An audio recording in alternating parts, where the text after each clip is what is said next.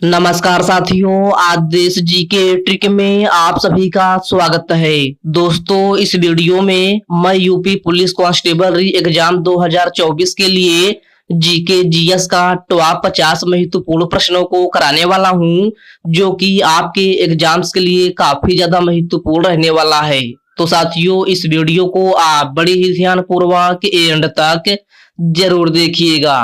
तो साथियों, आज का पहला प्रश्न है, कर्क और मकर रेखा किस महाद्वीप से होकर गुजरती है? ऑप्शन है एशिया महाद्वीप, अफ्रीका महाद्वीप, ऑस्ट्रेलिया महाद्वीप या फिर ऑप्शन डी है यूरोप महाद्वीप। तो साथियों, कर्क और मकर रेखा जो है अफ्रीका महाद्वीप से होकर गुजरती है। राइट आंसर ऑप्शन बी हो जाएगा, अफ्रीका महाद्वीप। नेक्स्ट क्वेश्चन है, प्रथम फैक्ट्री अधिनियम किसके शासन काल में पारित हुआ था? Lord Ripon, Lord Mountbatten, Lord Macaulay या फिर ऑप्शन डी है लॉर्ड डलहौजी। तो साथियों, प्रथम फैक्ट्री अधिनियम जो है लॉर्ड रिपन के शासन काल में पारित हुआ था। राइट आंसर ऑप्शन ए हो जाएगा, Lord Ripon. Okay friends, next question है ये, मिडनाइट्स चिल्ड्रेन पुस्तक के लेखक कौन है? तो साथियों, मिडनाइट्स चिल्ड्रेन पुस्तक के लेखक जो हैं सलमान रुश्दी हैं। राइट आंसर ऑप्शन ए हो जाएगा, सलमान रुश्दी। अगला प्रश्न है ये, निम्न में से किस शासक ने महाराजाधिराज की उपाधि ग्रहण की थी?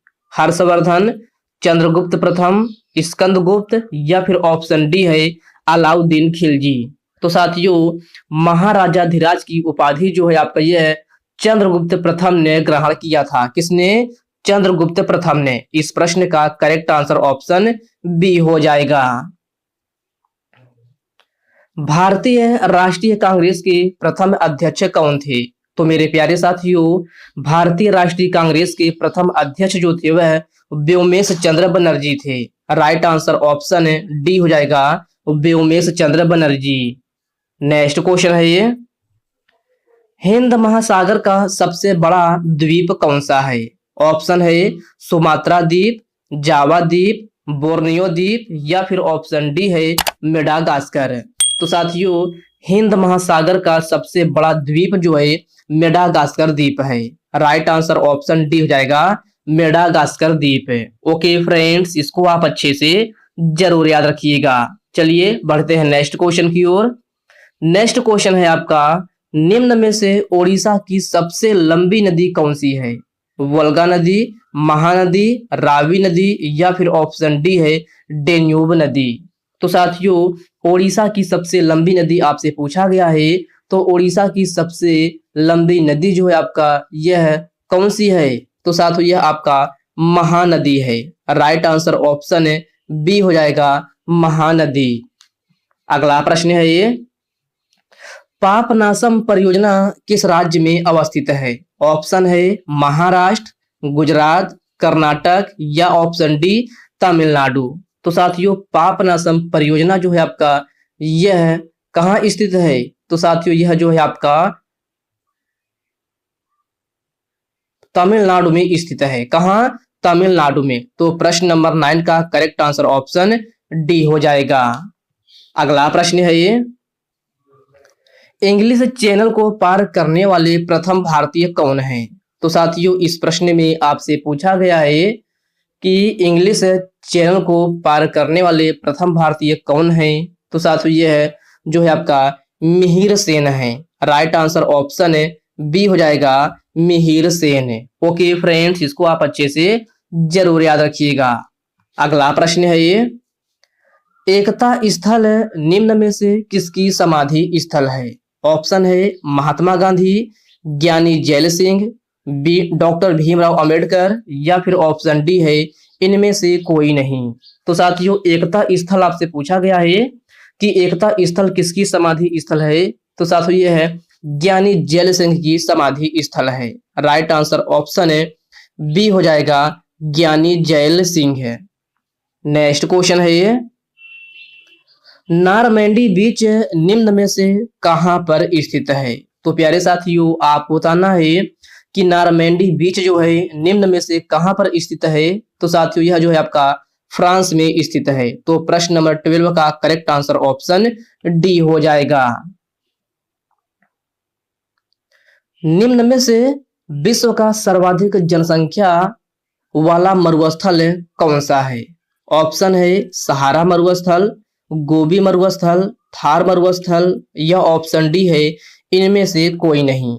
तो साथियों सर्वाधिक जनसंख्या वाला मरुस्थल जो है आपका यह है थार मरुस्थल है। तो प्रश्न नंबर 13 का करेक्ट आंसर ऑप्शन सी बन जाएगा। ओके फ्रेंड्स, क्लियर है। चलिए बढ़ते हैं नेक्स्ट क्वेश्चन की ओर। नेक्स्ट क्वेश्चन है आपका सिख धर्म का पवित्र ग्रंथ कौन सा है? तो साथियों सिख धर्म का पवित्र ग्रंथ जो है गुरु ग्रंथ साहिब है। राइट आंसर ऑप्शन है सी हो जाएगा, गुरु ग्रंथ साहिब।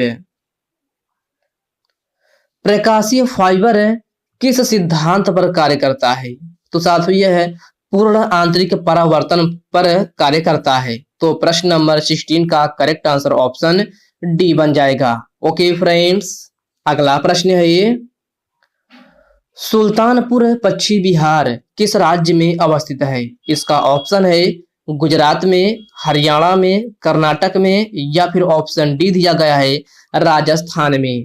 तो साथियों सुल्तानपुर पश्चिमी बिहार जो है आपका यह है हरियाणा में स्थित है। राइट आंसर ऑप्शन है बी हो जाएगा, हरियाणा में। ओके फ्रेंड्स, इसको आप अच्छे से जरूर याद रखिएगा। चलिए बढ़ते हैं नेक्स्ट क्वेश्चन की ओर। नेक्स्ट क्वेश्चन आपसे पूछा गया है छोटा नागपुर औद्योगिक क्षेत्र का विकास किससे संबंधित है?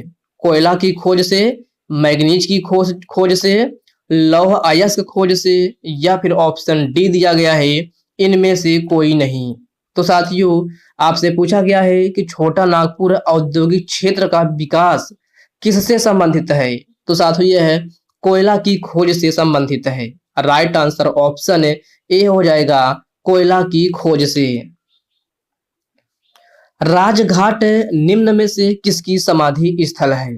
तो साथियों आपको बताना है कि राजघाट जो है निम्न में से किसकी समाधि स्थल है? तो साथियों यह है महात्मा गांधी जी की समाधि स्थल है। राइट आंसर ऑप्शन सी हो जाएगा, महात्मा गांधी।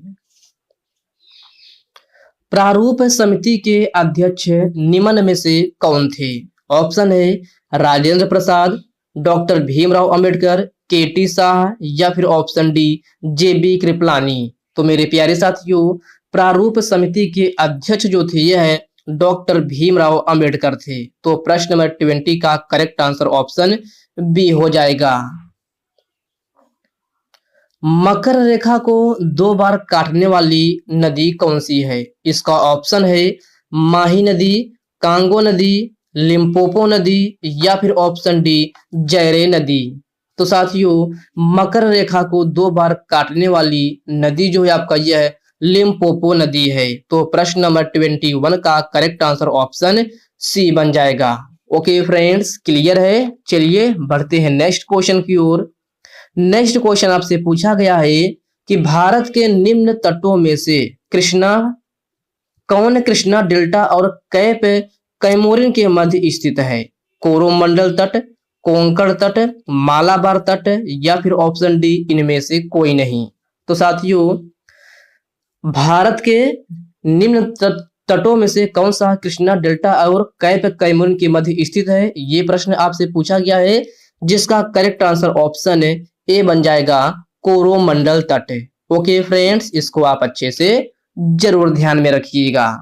अगला प्रश्न है ये, पंचायती राज किस सिद्धांत पर आधारित है? तो साथियों पंचायती राज जो है सत्ता के केंद्रीयकरण पर आधारित है। राइट आंसर ऑप्शन बी हो जाएगा, सत्ता के केंद्रीयकरण पर। अधिकांश भूप्रपट्टी किस शैल से बनी है? अवसादी, कायांतरित, रूपांतरित या फिर अग्नेय।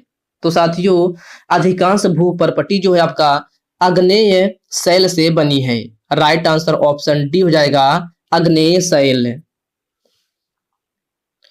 भारतीय प्रतीक पर उत्कीर्ण सत्यमेव जयते कहां से लिया गया है? ऑप्शन है आनंद मठ से, भगवत गीता से, मुंडक उपनिषद से, या फिर ऑप्शन डी दिया गया है ऋग्वेद से। तो साथियों, भारतीय प्रतीक पर उत्कीर्ण सत्यमेव जयते आपका मुंडक उपनिषद से लिया गया है। कहां से? मुंडक उपनिषद से। अर्थात प्रश्न नंबर 25 का करेक्ट आंसर ऑप्शन सी बन जाएगा। ओके फ्रेंड्स, क्लियर है? चलिए बढ़ते हैं नेक्स्ट क्वेश्चन की ओर। नेक्स्ट क्वेश्चन आपसे पूछा गया है, प्रोजेक्ट टाइगर को किस वर्ष आरंभ किया गया था? तो साथियों, प्रोजेक्ट टाइगर को 1973 ईस्वी में प्रारंभ किया गया था। राइट आंसर ऑप्शन ए हो जाएगा 1973 ईस्वी में। भारतीय राष्ट्रीय आंदोलन के दौरान निम्न में से कौन सी घटना सबसे पहले हुई थी? दांडी यात्रा, बंगाल विभाजन, खेड़ा सत्याग्रह, या फिर ऑप्शन डी इनमें से कोई नहीं। तो मेरे प्यारे साथियों, आपसे पूछा गया है कि भारतीय राष्ट्रीय आंदोलन के दौरान निम्न में से कौन सी घटना सबसे पहले हुई थी? तो साथियों, यह जो है आपका बंगाल का विभाजन हुआ था। राइट आंसर ऑप्शन बी हो जाएगा बंगाल विभाजन। साथियों, बंगाल विभाजन कब हुआ था? तो बंगाल विभाजन आपका 1905 ईस्वी में हुआ था। तो इसको आप अच्छे से जरूर याद रखिएगा। वही अगर आपसे पूछा जाए कि बंगाल विभाजन को कब रद्द किया गया था, अगर रद्द पूछा जाए तो रद्द आपका 1911 ईस्वी में हुआ था। ओके फ्रेंड्स, क्लियर है? चलिए बढ़ते हैं नेक्स्ट क्वेश्चन की ओर। नेक्स्ट क्वेश्चन आपसे पूछा गया है, माहुरी एक पारंपरिक संगीत वाद्य यंत्र किस राज्य से संबंधित है? केरल, कर्नाटक, राजस्थान, ओडिशा। तो साथियों, प्रश्न नंबर 28 का करेक्ट आंसर ऑप्शन डी बन जाएगा ओडिशा। ओके फ्रेंड्स, अगला प्रश्न है ये, भारतीय संविधान का कौन सा अनुच्छेद कारखानों में बच्चों के रोजगार पर प्रतिबंध लगाता है? अनुच्छेद 24, अनुच्छेद 34, अनुच्छेद 27, या फिर ऑप्शन डी अनुच्छेद 31। तो साथियों, भारतीय संविधान का कौन सा अनुच्छेद कारखानों में बच्चों के रोजगार पर प्रतिबंध लगाता है? तो यह आपका अनुच्छेद 24 है। राइट आंसर ऑप्शन ए हो जाएगा अनुच्छेद 24। ओके फ्रेंड्स, नेक्स्ट क्वेश्चन है ये, निम्न में से दिल्ली का पहला प्रभुत्व संपन्न सुल्तान कौन था? ऑप्शन है कुतुबुद्दीन ऐबक, अलाउद्दीन खिलजी, इल्तुतमिश, या फिर ऑप्शन डी दिया गया है इनमें से कोई नहीं। तो मेरे प्यारे साथियों, दिल्ली का पहला प्रबुद्ध संपन्न सुल्तान जो था वह आपका इल्तुतमिश था। कौन? इल्तुतमिश। अर्थात प्रश्न नंबर 30 का करेक्ट आंसर ऑप्शन सी हो जाएगा। कांग्रेस और मुस्लिम लीग का संयुक्त अधिवेशन कहाँ हुआ था? जयपुर, लखनऊ, कोलकाता, या फिर मेरठ। तो साथियों, कांग्रेस और मुस्लिम लीग का संयुक्त अधिवेशन जो है आपका लखनऊ में हुआ था। राइट आंसर ऑप्शन बी बन जाएगा लखनऊ। और साथियों, कांग्रेस और मुस्लिम लीग का संयुक्त अधिवेशन लखनऊ में कब किया गया था? तो यह आपका 1916 ईस्वी में किया गया था। कब? 1916 ईस्वी में। तो इस पॉइंट को भी आप अच्छे से जरूर ध्यान में रखिएगा। चलिए बढ़ते हैं नेक्स्ट क्वेश्चन की ओर। नेक्स्ट क्वेश्चन आपसे पूछा गया है, पश्चिमी यूरोप का तापमान बढ़ाने के लिए कौन सी धारा उत्तरदायी है? इसका ऑप्शन है लैब्राडोर धारा, कनारी धारा, गल्फ स्ट्रीम, या फिर ऑप्शन डी इनमें से कोई नहीं। तो साथियों, पश्चिमी यूरोप का तापमान बढ़ाने के लिए आपका कौन सी धारा उत्तरदायी है? तो यह आपका गल्फ स्ट्रीम है। राइट आंसर ऑप्शन सी हो जाएगा गल्फ स्ट्रीम। ओके फ्रेंड्स, अगला प्रश्न है ये, भारत के राष्ट्रपति भवन का निर्माण किस वर्ष पूरा हुआ था? ऑप्शन है 1929 में, 1932 में, 1927, या फिर ऑप्शन डी है 1934 में। तो साथियों, भारत के राष्ट्रपति भवन का निर्माण जो है आपका 1929 ईस्वी में पूरा हुआ था। तो राइट आंसर ऑप्शन ए हो जाएगा। और साथियों, भारत के राष्ट्रपति भवन का निर्माण प्रारंभ कब हुआ था? अगर आपसे प्रारंभ पूछा जाए तो यह आपका 1912 ईस्वी में प्रारंभ हुआ था। कब? 1912 ईस्वी में। तो इसको भी आप अच्छे से जरूर ध्यान में रखिएगा। पंचायतों और नगर पालिकाओं के संबंध में भारतीय संविधान में किस वर्ष प्रावधान किया गया था? तो साथियों, यह 1993 ईस्वी में प्रावधान किया गया था। राइट आंसर ऑप्शन डी हो जाएगा 1993। अगला प्रश्न है ये, निम्न में से किस देश में शून्य आधिकारिक बजट सर्वप्रथम लागू किया गया था? जापान में, रूस में, संयुक्त राज्य अमेरिका में या फिर ऑप्शन डी कनाडा में। तो साथियों यह आपका संयुक्त राज्य अमेरिका में लागू हुआ था। राइट आंसर ऑप्शन सी हो जाएगा, संयुक्त राज्य अमेरिका। नेक्स्ट क्वेश्चन है ये, स्वामी विवेकानंद के गुरु का क्या नाम था? तो साथियों स्वामी विवेकानंद के गुरु का नाम जो है रामकृष्ण परमहंस था। राइट आंसर ऑप्शन बी हो जाएगा, रामकृष्ण परमहंस। कजरी लोकगीत निम्न में से किस राज्य से संबंधित है? तो मेरे प्यारे साथियों कजरी लोकगीत जो है आपका यह है उत्तर प्रदेश राज्य से संबंधित है। राइट आंसर ऑप्शन ए हो जाएगा, उत्तर प्रदेश राज्य से। गुरु घासीदास राष्ट्रीय उद्यान किस राज्य में स्थित है? कर्नाटक में, केरल में, पश्चिम बंगाल या फिर ऑप्शन डी छत्तीसगढ़ है। तो साथियों गुरु घासीदास राष्ट्रीय उद्यान आपका छत्तीसगढ़ में अवस्थित है। राइट आंसर ऑप्शन डी हो जाएगा। नागार्जुन सागर बांध है किस नदी पर स्थित है? तो साथियों ऑप्शन है गोदावरी नदी, लूनी नदी, कृष्णा नदी या फिर ऑप्शन डी महानदी। तो साथियों नागार्जुन सागर बांध जो है आपका यह कृष्णा नदी पर स्थित है। राइट आंसर ऑप्शन सी हो जाएगा, कृष्णा नदी। पूर्वी घाट की सबसे ऊंची चोटी कौन सी है? तो मेरे प्यारे साथियों पूर्वी घाट की सबसे ऊंची चोटी जो है आपका यह महेंद्रगिरी है। राइट आंसर ऑप्शन बी हो जाएगा, महेंद्रगिरी। मुआसू उत्सव भारत के किस राज्य में मनाया जाता है? ऑप्शन है नागालैंड, उत्तराखंड, झारखंड या फिर ऑप्शन डी ओडिशा। तो मेरे प्यारे साथियों मुआसू उत्सव भारत के जो है नागालैंड राज्य में मनाया जाता है। कहाँ? नागालैंड में। तो प्रश्न नंबर 41 का करेक्ट आंसर ऑप्शन ए हो जाएगा। राष्ट्रवादी कांग्रेस पार्टी का गठन कब किया गया था? तो मेरे प्यारे साथियों आप बताना है कि राष्ट्रवादी कांग्रेस पार्टी का गठन जो है कब किया गया था। इसका ऑप्शन है 1984, 1987, 1999 या फिर ऑप्शन डी 1990। तो साथियों राष्ट्रवादी कांग्रेस पार्टी का गठन जो है आपका 1999 ईस्वी में किया गया था। राइट आंसर ऑप्शन सी हो जाएगा, 1999 ईस्वी में।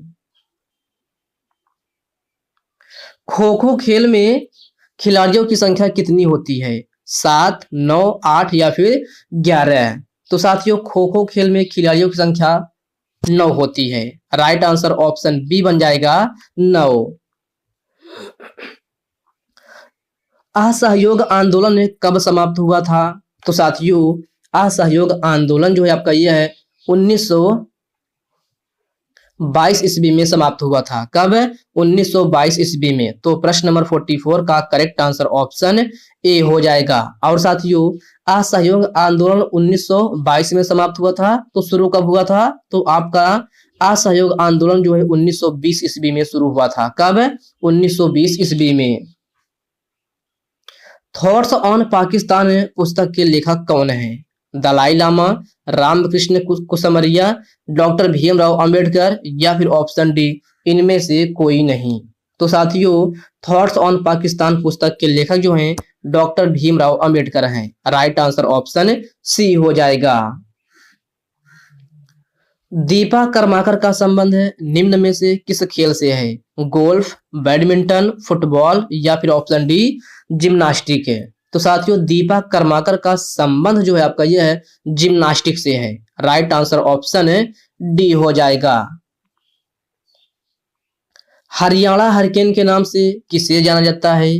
तो साथियों आपको बताना है कि हरियाणा हरिकेन के नाम से जो है किसे जाना जाता है। तो साथियों इसका ऑप्शन है कपिल देव, वीरेंद्र सहवाग, संदीप दीक्षित या फिर ऑप्शन डी इनमें से कोई नहीं।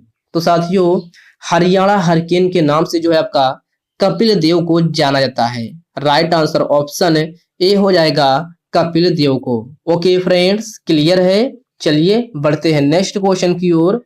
नेक्स्ट क्वेश्चन आपसे पूछा गया है भारत में राष्ट्रीय खाद्य सुरक्षा अधिनियम किस वर्ष पारित किया गया था? मोस्ट इंपॉर्टेंट क्वेश्चन है, स्टार मार्क जरूर लगा लीजिएगा। तो साथियों, भारत में राष्ट्रीय खाद्य सुरक्षा अधिनियम किस वर्ष पारित किया गया था? इसका ऑप्शन है 2006 में, 2008 में, 2004 या फिर ऑप्शन डी दिया गया है 2013 में। तो साथियों, प्रश्न नंबर 48 का करेक्ट आंसर आपका ऑप्शन डी बन जाएगा 2013 ईस्वी में। 2013 ईस्वी में जो है आपका भारत में राष्ट्रीय खाद्य सुरक्षा अधिनियम को पारित किया गया था। तो करेक्ट आंसर ऑप्शन डी हो जाएगा 2013। ओके फ्रेंड्स, इसको आप अच्छे से जरूर ध्यान में रखिएगा। चलिए बढ़ते हैं नेक्स्ट क्वेश्चन की ओर। नेक्स्ट क्वेश्चन आपसे पूछा गया है, हम्पी नृत्य उत्सव किस राज्य में मनाया जाता है? ऑप्शन दिया है केरल में, तेलंगाना में, कर्नाटक में या फिर ऑप्शन डी है पंजाब में। तो साथियों, हम्पी नृत्य उत्सव ये जो है आपका कहाँ मनाया जाता है? तो कर्नाटक राज्य में मनाया जाता है। सॉरी फ्रेंड्स, कर्नाटक राज्य में आपका जो है हम्पी नृत्य उत्सव मनाया जाता है। तो प्रश्न नंबर 49 का करेक्ट आंसर ऑप्शन सी हो जाएगा। आपसे पूछा जाए कि हम्पी नृत्य उत्सव किस राज्य में मनाया जाता है, तो आपका कर्नाटक राज्य में मनाया जाता है। राइट आंसर ऑप्शन सी हो जाएगा। भूमध्य रेखा को 2 बार काटने वाली नदी कौन सी है? तो मेरे प्यारे साथियों, आपको बताना है कि भूमध्य रेखा को 2 बार काटने वाली नदी कौन सी है। तो साथियों, यह आपका कांगो नदी है। राइट आंसर ऑप्शन बी हो जाएगा, कांगो नदी। ओके फ्रेंड्स, तो साथियों ये रहे आपके 50 जीके जीएस के क्वेश्चन। तो साथियों, यह वीडियो आपको कैसे लगी आप कमेंट बॉक्स में कमेंट करके अपना फीडबैक जरूर दीजिएगा। और साथियों, यह वीडियो आपके लिए थोड़ा हेल्पफुल लगा हो तो इस वीडियो को लाइक कर दीजिए, अपने साथियों के साथ शेयर कीजिए। फ्रेंड्स, अभी तक आप चैनल को सब्सक्राइब नहीं किए हैं तो आप जो है चैनल को सब्सक्राइब करके बेल आइकन को जरूर से जरूर प्रेस कर लीजिएगा। तो चलिए साथियों, इसी के साथ हम मिलते हैं किसी नेक्स्ट वीडियो में। तब तक के लिए जय हिंद दोस्तों।